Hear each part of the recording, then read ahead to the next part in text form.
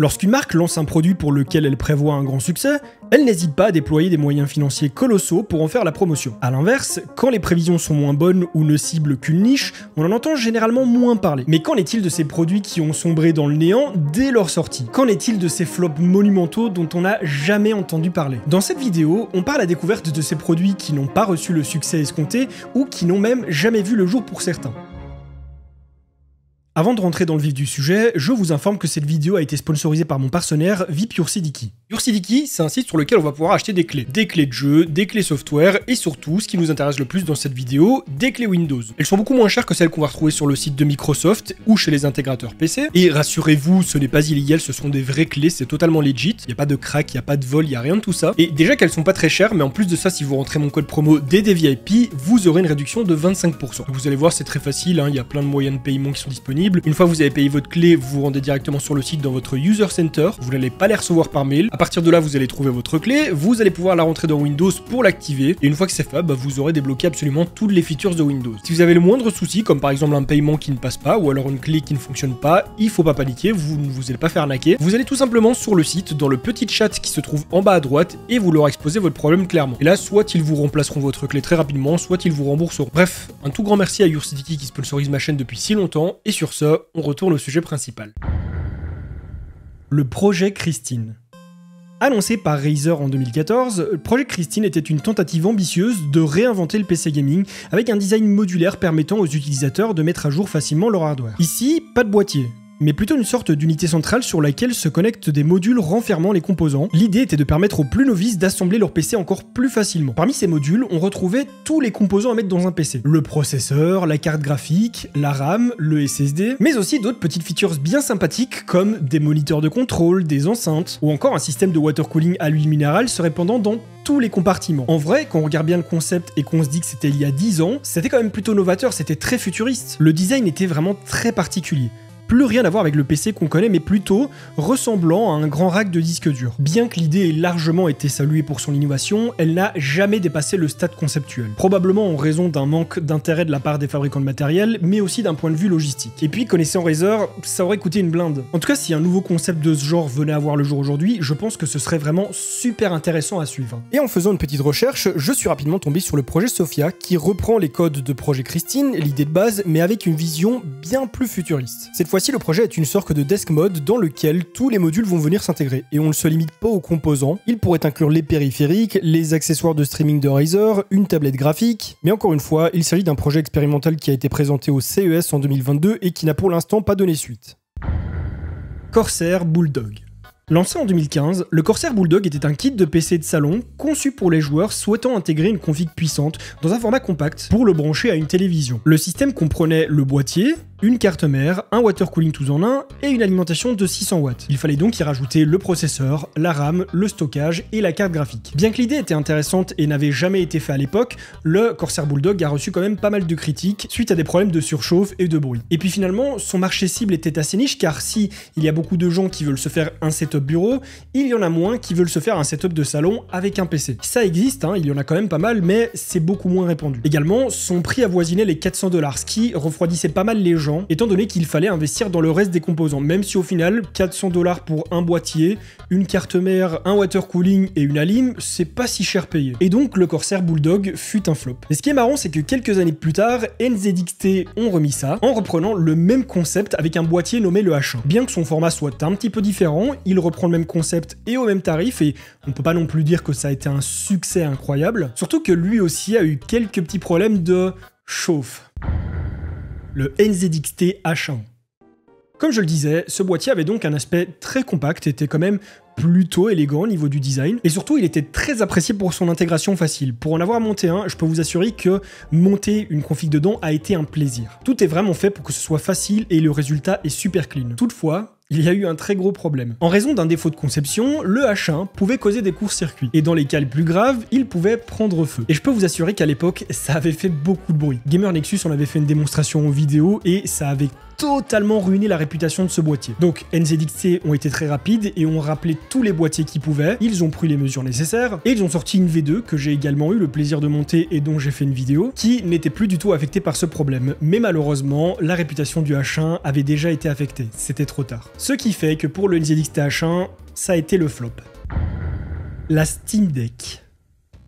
Alors là, je sais que j'ai trigger une partie de la communauté Steam Deck, parce qu'il y en a qui disent le Steam Deck, il y en a qui disent la Steam Deck. Moi, je vous avoue que je raisonne de manière à ce qu'on dise une console. Bah oui, parce que si on dit une Game Boy, pourquoi on dirait pas une Game Girl? Pour ceux qui n'ont pas la ref, ne m'insultez pas s'il vous plaît, ça ne vient pas de moi. Pour tout vous dire, j'ai moi-même été surpris de découvrir que la Steam Deck était en fait une sorte d'échec. Malgré que ce produit soit absolument génial et que je le recommande à quiconque voudrait une console portable lui permettant d'accéder au catalogue Steam, depuis son lancement en 2022, la Steam Deck n'a enregistré qu'environ 3 millions de ventes. Et si ce chiffre peut vous paraître énorme, dites-vous juste que ça correspond au nombre de ventes de la N-Gage, un flop intersidéral qui date d'il y a plus de 20 ans, et c'est le tiers des ventes de la Dreamcast, une console qui n'a pas du tout eu le succès qu'elle méritait. Cependant, ce flop peut être vu de deux manières différentes. Si on le compare à n'importe quelle vente de console comme je viens de le faire, c'est effectivement un bid. 3 millions de ventes pour une console, c'est pas beaucoup du tout. Par contre, si on prend en compte que c'est quand même un produit de niche, puisqu'il ne s'adresse finalement qu'aux gens qui utilisent Steam, ça représente donc déjà un groupe d'utilisateurs, même si très gros groupe, et la Steam Deck se faufile dans un chemin encore plus étroit, puisque là, on parle de gens voulant utiliser ce catalogue sur une console portable. Donc en prenant ça en compte, c'est finalement pas si catastrophique que ça. Le problème, c'est que Valve n'a absolument pas poussé le marketing pour cette console.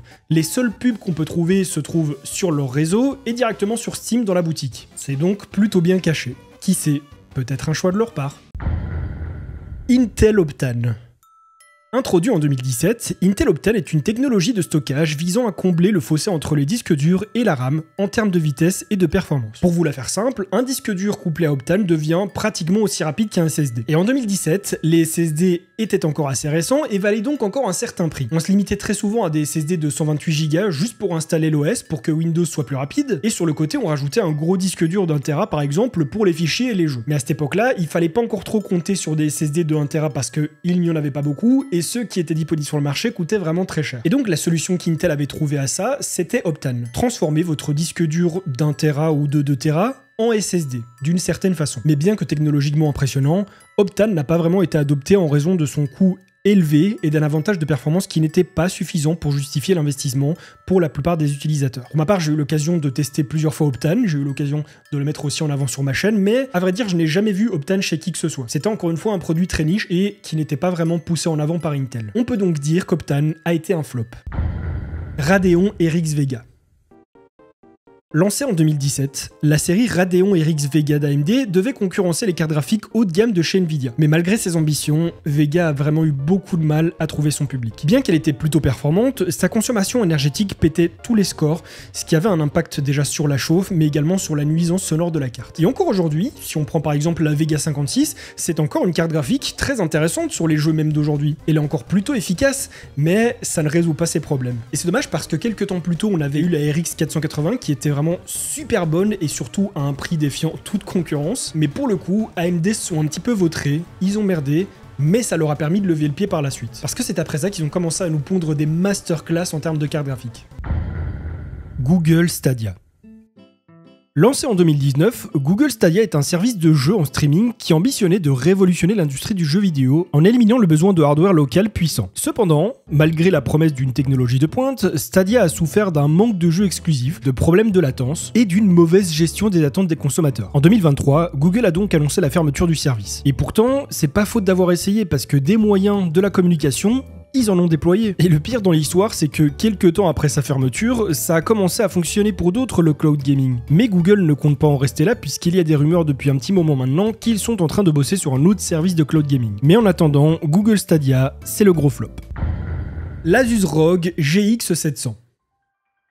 Depuis leur création et encore de nos jours, le problème majeur des PC portables, c'est la chauffe. Non seulement ça rend leur utilisation en jeu désagréable à cause des chaleurs que se prennent les châssis et de la ventilation qui hurle. Les PC portables, quand ils sont en jeu, en mode boost, en mode ce que vous voulez, ils font un bruit d'enfer. Mais en plus de ça, ça les limite quand même à des performances assez basses, puisque plus on va monter en performance, plus ça va chauffer. Et dans un châssis aussi compact, on n'est pas encore en mesure de faire quelque chose de totalement bien refroidi. Il y a parfois du mieux, mais à chaque nouvelle génération de composants, on refait quelques pas en arrière. Le ROG GX 700 était un ordinateur portable très attendu, car il était l'un des premiers à intégrer un système de refroidissement liquide externe. Et bien que cette caractéristique était innovante et pouvait solutionner le problème, elle rendait non seulement l'appareil extrêmement cher, mais en plus, regardez-moi la taille du bousin. C'était extrêmement gros. Qui a envie de se trimballer avec quelque chose d'aussi lourd et encombrant? Et ce système de water cooling était présenté comme détachable, on pouvait donc le brancher ou le débrancher à volonté, ce qui pouvait partiellement résoudre ce problème d'encombrement. Mais du coup, où est l'intérêt? Ça veut dire que si on voulait le déplacer quelque part, on devait subir la chauffe parce qu'on n'avait pas envie de se trimballer le gros bloc à l'arrière, et quand on arrivait chez soi et qu'on branchait le gros bloc, bah on avait juste un PC portable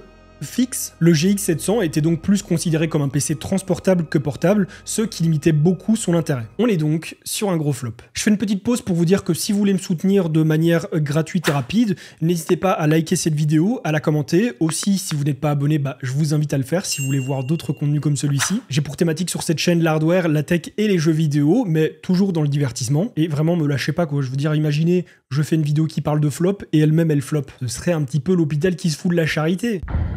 Steam Machine. Steam Machine était une initiative de Valve qui a vu le jour en 2015 pour combiner la flexibilité des jeux PC avec la simplicité d'une console de jeu. Malgré des attentes élevées de la part de Valve, Steam Machine n'a jamais vraiment décollé. Une grande partie en raison de son prix plutôt élevé, également des configurations diverses qui confondaient les consommateurs, et d'un grand manque de soutien exclusif en termes de jeu. Personnellement, j'avais complètement oublié. Quand je suis retombé sur son nom en préparant la vidéo, j'ai eu l'impression d'avoir retrouvé la mémoire, comme si on me l'avait effacé depuis tout ce temps, et que paf, il est apparu par magie. Je pense qu'on peut le dire, hein. Encore une fois pour Steam, c'est un flop. L'Atari VCS. Annoncé en 2017 et finalement sorti en 2021, l'Atari VCS visait à ressusciter la marque Atari avec une nouvelle console moderne qui fonctionnait également comme un PC. Donc pour ceux qui n'ont pas la ref historique, Atari, c'est une boîte qui faisait des consoles de jeux vidéo à l'époque, qui a fait parmi les premières consoles qui ont connu un succès de dingue et puis qui se sont vautrées, probablement parce qu'ils n'ont pas su évoluer. Malgré son design nostalgique et sa capacité à exécuter des jeux Linux, l'Atari VCS a eu du mal à trouver une place sur le marché, en partie à cause de ses spécifications modestes et de son prix relativement élevé par rapport à ses fonctionnalités. Bah oui Atari, vous pouvez pas revenir après 30 ans et nous demander le plein tarif. Le VR One Backpack PC de chez MSI. Oui, c'est très long comme nom. Lancé en 2016, le MSI VR One était un ordinateur portable en forme de sac à dos conçu pour la réalité virtuelle sans fil. L'idée, c'était de pouvoir pratiquer la VR en toutes circonstances, en tout lieu, puisqu'à l'époque, on n'avait pas encore de casque VR réellement indépendant avec de bons jeux, il fallait obligatoirement être branché sur un PC ou sur une console. Finalement, c'est toujours le cas aujourd'hui pour la plupart des casques. Bien que l'idée d'un PC VR portable était novatrice, le produit était cher, relativement lourd, et avait une autonomie de batterie assez limitée. Et puis, entre nous, dans quelles circonstances, dans quel lieu aurait été utilisé ce produit? Je veux dire, ok, en 2024, il y a des gens suffisamment dépourvus de honte pour se trimballer avec l'Apple Vision Pro en pleine rue, que ce soit au quotidien ou pour buzzer en vidéo, hein, je veux dire, c'est pareil. Mais à la limite, le Vision Pro, ça reste encore discret. Oui, les guillemets, ils sont montés très haut là, parce que le mot discrétion, c'est pas forcément ce qui définit le plus le Vision Pro. Bref, l'idée était bonne, c'était il y a presque 2 ans, mais malheureusement, ça a été un gros flop et c'est tout à fait normal. Et en plus, entre nous, ça coûtait 5000 balles et le casque VR n'était pas inclus avec. Flop mérité. Ouya.